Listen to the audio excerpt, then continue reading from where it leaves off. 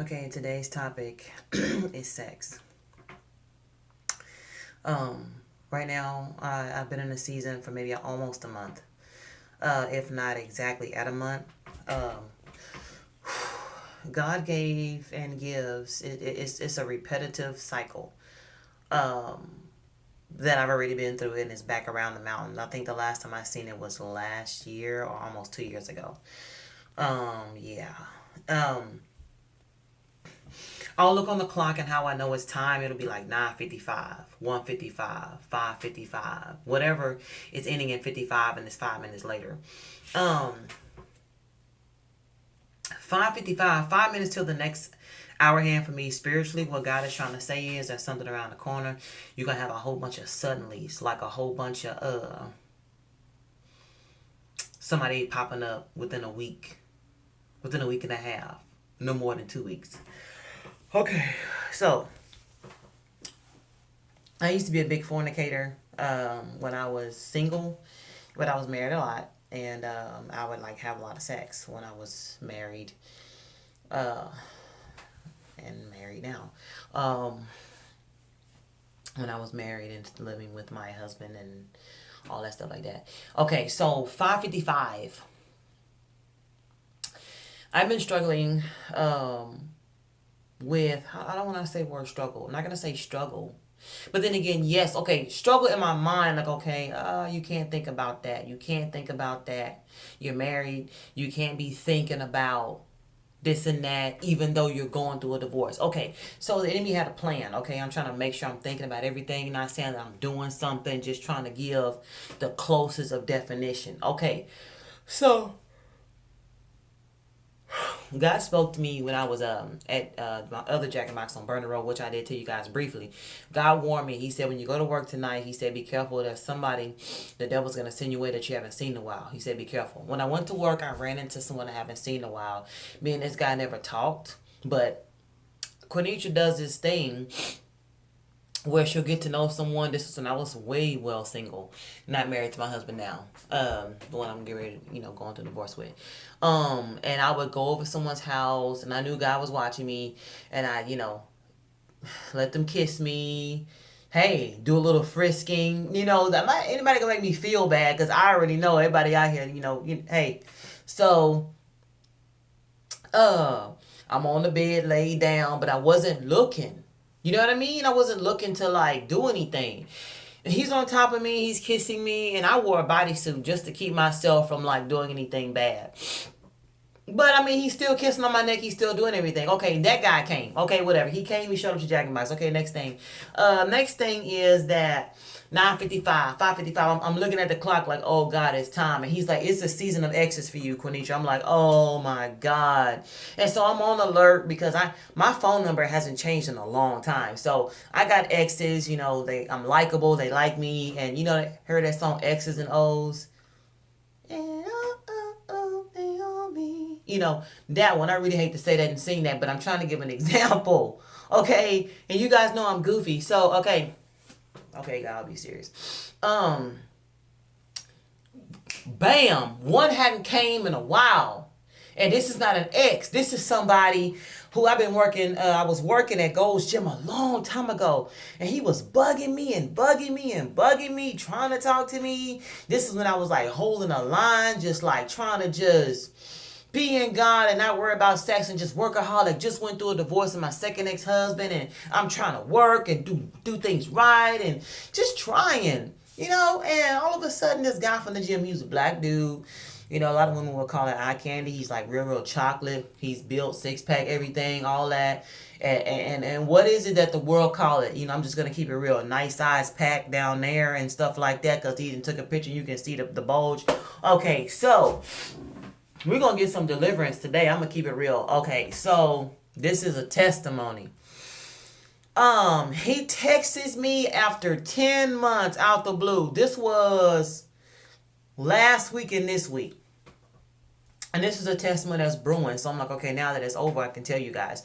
Okay, so he even said somebody else's name. I'm like, who is this? And he's just like, oh, it's Mr. Pittyman. I'm like, okay, well, I don't know anybody like that, right? So long story short, I'm like, no, this is Quinitra. And I'm like, who is this? And he goes, oh yeah, hey, what's up? How you been? This, and that. You looking good? Send me a picture of your body. And he just starts going off, and I'm like, whoa, whoa, whoa, whoa, whoa. You know, brother, I am married. And how many of you know it's important? A lot of you guys don't think that. It's important if you're still married going through divorce. It's important to say that you're married. Okay, so I'm just like, I'm married. And he's like, so? So you ain't happy. So this, and that. Like, brother, look, besides all of that, brother, I have become a minister. This is that. Nothing I'm saying is working. And he had said this one thing that somebody had warned me. I was on Facebook, and I don't even know this person. Didn't even know this person. This was, oh gosh, maybe 8 years ago.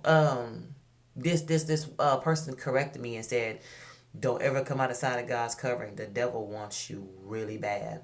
And he came to me on a text message. He said, of course I know it's warfare. He goes, I'm like, why are you texting me? Why are you bothering me? He goes, I want you so bad. Like, I want you bad. And I'm like, it didn't turn me on.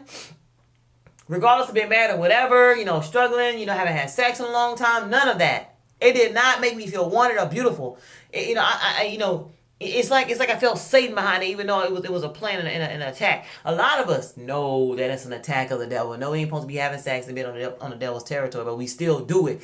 It felt so uncomfortable to me when it hit me. I was like, oh my gosh, this is Satan talking to me through this guy. And the devil had plans for me because I used to be like a really big fornicator some years ago, like, man, 6-7 years ago. And no matter if I was married, well, whatever the case may be, flirting, I was gonna leave this guy for this other person, and stuff like leave my husband for this other person. Okay, so long story short, the devil had plans for me, and God told me. He said, in this season, there was a particular season. I just divorced my second ex-husband. He said, if you ever get out of this season, if you ever get out of bounds in this season, he said, two results is gonna be in this season. He said, you're gonna die physically, or you're gonna there's a lot of guys, and he showed me dreams of I saw myself running with a gun. Here's a dream. I was running with a gun, and all these people were like climbing up this little slope. It looked like a form of a vagina. They were going up the slope, and they was coming towards me. I had a gun in my hand, like, stay back, stay back. And I ran and got into a car, and they was all following me, trying to get, yet again, in a car setting, we're trying to open the doors. I said, hurry up, take off. I saw one of my friends in the front seat that I was friends with. She's a real bad gossiper. She goes, what's going on? And I had a gun. I say, you tell her. You tell her what's going on. You tell her. And I'm like a hand up hostage situation type thing. And one person came and got in and closed the door. I saw the suit and everything, and God gave me, and in real life, revelation turned out that he was HIV positive, but he wasn't honest to try to tell me. But God was giving me dreams like, stay away from this person's not going to tell you, that person's not going to tell you. But all those people I was running from all had HIV, every single last one of them. I ran in a season about at least 13 to 20 people, all of them had HIV. God said, if you don't stay celibate in this season, he said, you're going to fall, you're not going to make it, because all these people on this level are unhonest, they're dishonest. And I had a dream. I liked this really, really, really good guy. He had blue eyes, he was white, he worked at the gym. I worked out a lot. I was 315 pounds, I lost 106, went through cancer, just came out of having cancer, and I liked him so much. I was pulling on him, going, I want to date you, I want to do this, I want to do that. And I stayed celibate. God kept coming to me. He said, stay celibate. He had showed me another dream. And in the dream, he said, stay righteous. And the guy had pulled down his pants. And I looked at his private part. And it was, I'm not going to say what size it was. And then God was just like, stay faithful, stay righteous, don't sleep with him. And then later on, I saw myself in an excerpt. God even showed that this guy liked me so much that he wanted to marry me. I saw my whole life play out before me. I saw myself get married, have a son with this guy, but he failed to tell me that he was HIV positive. I even saw in the dream we both signed the divorce papers and moved on.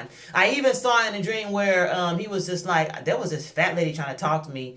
And I was skinny at the time, but I started off fat, 315 pounds. And he was like, I don't know who that lady that was trying to talk to me, that was then. But God was showing me that he was attracted to me when I got skinny. And God showed me that was the time that it was going to happen. And it happened exactly like that.